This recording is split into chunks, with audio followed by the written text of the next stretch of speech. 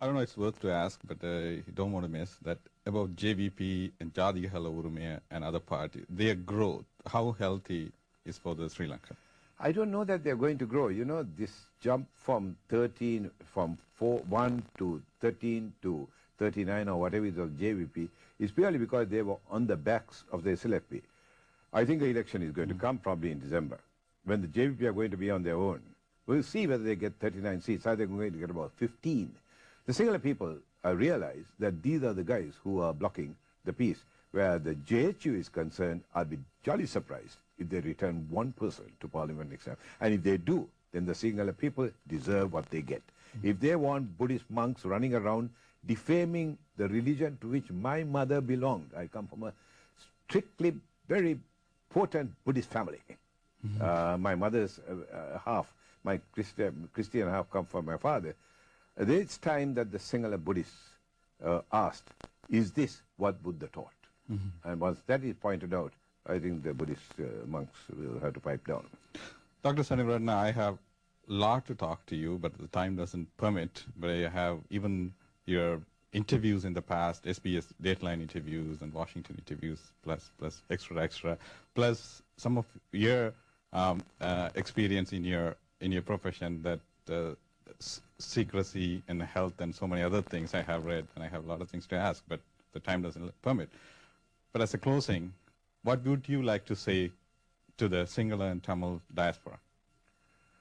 The Sinhala and, I don't know about the Sinhala diaspora, but the Tamil diaspora have got a major role to play.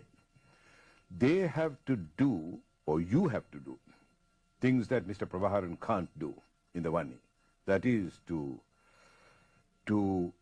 raise the level of concern about the international community. Tell the people in the international community what is going on. That 500,000 people are being starved to death. That the Chenchole massacre, with bombs were dropped on 400 innocent children. They call them tiger trainees. Well, the Sri Lanka monitoring mission was there in 2 hours. They confirmed that there were children being trained in the health issues, etc. We are not doing our job. And I'm not being critical of the expatriate Tamils. They think that to throw a couple of $1 million or $1,000 or $1 million or whatever it is the answer. No. It is to involve 1 million expatriate Tamils. I think that the greatest power that Tamils have got is 1 million educated and professional and even non-professional people working in the developed world, earning hard currency. And if we are in a position to stand up and tell our representatives, that's your local representatives, your congressman or whoever represents you, that this is what is going on in Sri Lanka. Then ask your papers. Boston Globe already had editorial yesterday, the Washington Post and the other papers, Toronto Globe and Mail, etc. Why have you blacked out Sri Lanka? Do we have to have another massacre in Colombo before you tell the world what is going on in Sri Lanka? And I think that that is the critical role, and the expatriate community have got to face this.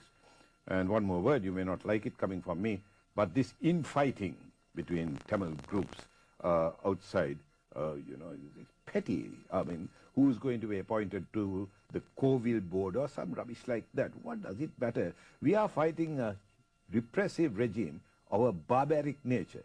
We can't be fighting amongst ourselves. You know, the Sinhalese have got a lot of faults amongst them. They have got about 5, 6, 7 groups. But when it comes to being anti-Tamil, there's only one group, anti-Tamilness.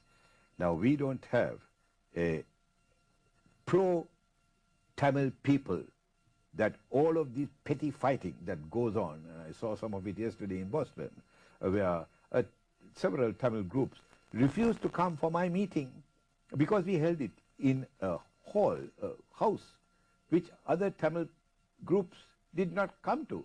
I mean, this is ridiculous. I was in London. I was talking to some Tamil groups. One at 4 o'clock, 5 o'clock another group, 6 o'clock another group. I said, second group, why didn't you come for the other meeting? The doctor said, you may not understand this as Sinhalese, but we don't actually talk to that other group. All are Tamils, all are fighting for justice and peace. but one Tamil group doesn't talk to the other. Unless you end this sort of nonsense, we are diluting and we are destroying the most powerful weapon which we have got, which is a united, active Tamil expatriate community. You can't opt out of this. You can't take a partisan stance. Either you are fighting for the Tamil people or you don't give a damn. And I urge you to get involved. And if it's a question of even carting me from the airport to give a talk like this, it is still involvement.